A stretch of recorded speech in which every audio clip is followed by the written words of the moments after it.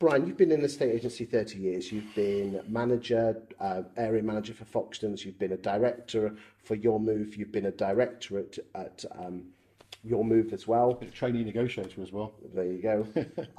You are now a consultant to the industry. You also work for with All Stars, the training firm, and you still value as well. Yep. So you've kind of been there and done it. Yeah. What's the best thing that's changed in the estate agency in the last 30 years? And then what's the worst thing that's happened?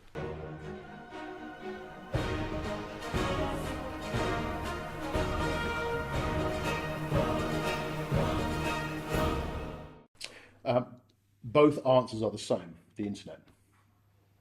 Wow, that's simple. Yeah. Tell me a bit more.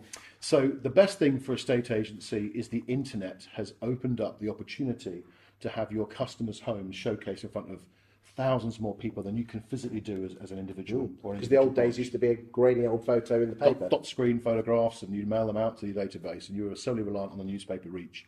So the internet has been one of the best things, and obviously on the back of that, the relevant technology that's brought in. And Rightmove has come, and we did a previous video about. We did, yeah. And I think the technology that's come through the internet, that's born from that generation, has helped agents. I say a lot: automate what you can to keep your people on the people.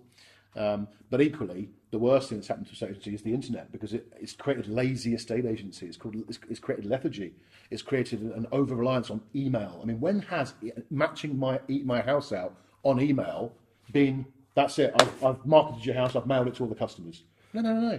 The worst thing that's happened is that our reliance on the internet means we don't use the phone as much as we should. Well, you can ignore an email. It'll probably go into spam anyway. Yeah, who reads them? Nobody does. Well, we get 8 emails a day. No. Exactly.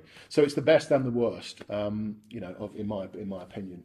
So really, in a previous video, you said get the negs. There's quite simple things. Get the negs out to the property. Yeah. Get the negs back to the office. Yeah. Pick that bloody well phone up. Yeah. Talk to people and build relationships. Yeah. Why has that changed? Why has that changed? Why should we not do that anymore?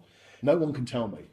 Do you think it's because most negs are millennials and they're kind of wanting everything quickly and instantaneously? And, I think, Chris, that's a very good point, and I think there's an over justification, if that's such a word, that they're millennials, so they're the internet generation. But the people owning the business have a duty of care to respect what they're doing on behalf of someone moving house. So it's their duty, whether it's a millennial or a Gen Z or a baby boomer in the office. It's the owner, it's the collective responsibility to actually do the job of all parts of marketing. One of those is picking up the phone and ringing people. And if a millennial, I have a guy that I hired for one of my clients, 22-year-old, never used the phone in his life before, was absolutely terrified. Uses his phone or his mobile device not to ring people, to text and watch videos and so on, and access the internet. But within 3 days, we had him on the phone. Okay, he was trained, he was developed. I did it with him. We rang out together, and now he uses the phone. He makes 50 phone calls a day, makes a tremendous amount of viewings, and I don't name who they are. But this guy, in 5 months, proactively has booked 67 valuations, market appraisals. Valuations, long word. Has used 67 and booked 700 viewings. It's quite simple when you think about it, isn't it? If you're ringing me as a buyer and I've asked you to do that, would you like to stay in touch? Yes, please. Let me know. And stay in touch. Because you tell your vendor you do. If you don't stay in touch, you can't tell your vendor you have. Don't lie to your vendors.